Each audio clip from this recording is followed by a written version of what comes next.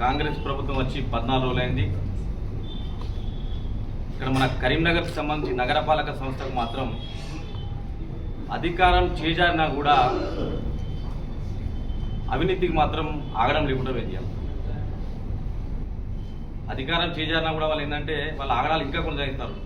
మాదే ప్రభుత్వం ఉన్నట్టుగా నగరపాలక సంస్థ అధికారం మాదే, అజమాయిషి మాదే, మాకు అడ్డు లేదు అనే విధంగా ఇలా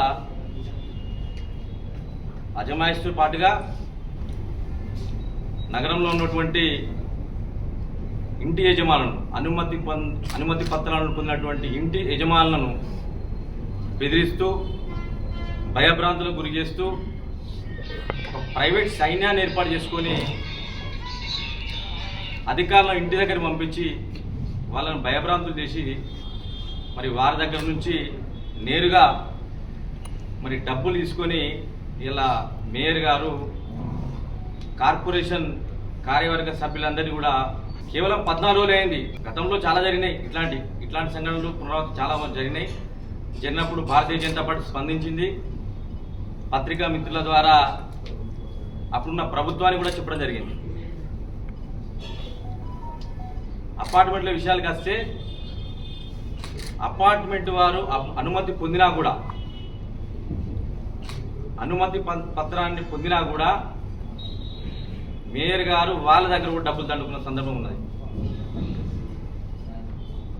ఈ మధ్యలో పెంట్ హౌస్ పేరు మీద అధికారులను పంపించి కూల్చివేస్తామని బెదిరించి భయపెట్టి మరి వాళ్ళ దగ్గర కూడా డబ్బులు డిమాండ్ చేస్తూ ఉన్నారు. అదేవిధంగా శివారి కాలనీలో ఒకవేళ ఇంటి అనుమతి పత్రాలు లేకపోతే సెట్ బ్యాక్ పేరు మీద లక్షల రూపాయలు వసూలు చేసే కార్యక్రమాన్ని మొదలుపెట్టింది. సెట్ బ్యాక్ లేవని, 30 ఫీట్ల రోడ్డును ఆక్రమించిందని,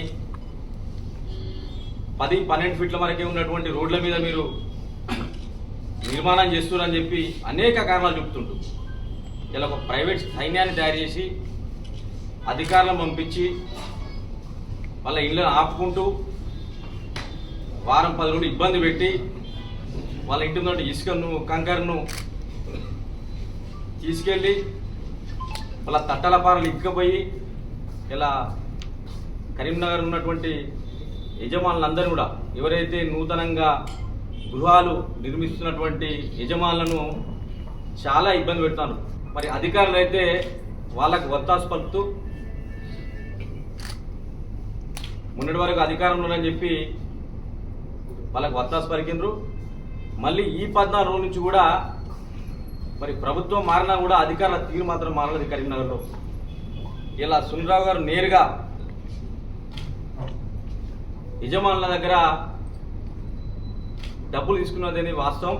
దాన్ని మేము ఖచ్చితంగా నిరూపిస్తాం. ఇవాళ నగరపాలక సంస్థ పరిధిలోటువంటి ఇంటి యజమానులు కానీ, కరీంనగర్ ప్రజలు కానీ ఇలా బల్దియాకు పోతున్నటువంటి ఏ పనులకైనా కూడా అవినీతికి మీరు వాళ్ళు పాల్పడితే మీరు డబ్బులు ఏమి ఇస్తే దయచేసి ఇవ్వద్దు. మీకు అండగా భారతీయ జనతా పార్టీ ఉంటుంది. భారతీయ జనతా పార్టీ నాయకులు ఉంటాం, మీకు తోడుగా ఉంటాం. మీకు ఎటువంటి అనుమతి పత్రాలు కానివ్వండి, కార్పొరేషన్ సంబంధించినటువంటి పనులైనా కూడా భారతీయ జనతా పార్టీ మీకు అండగా ఉండి చేదుడుగా వాదుకుంటాం. మరి ప్రజాస్వామ్యంలో ప్రజలు అనుమతి పొందినా కూడా స్వేచ్ఛగా ఇల్లు కట్టుకునే పరిస్థితి అంటే ఒక్కసారి అర్థం చేసుకోవాలి.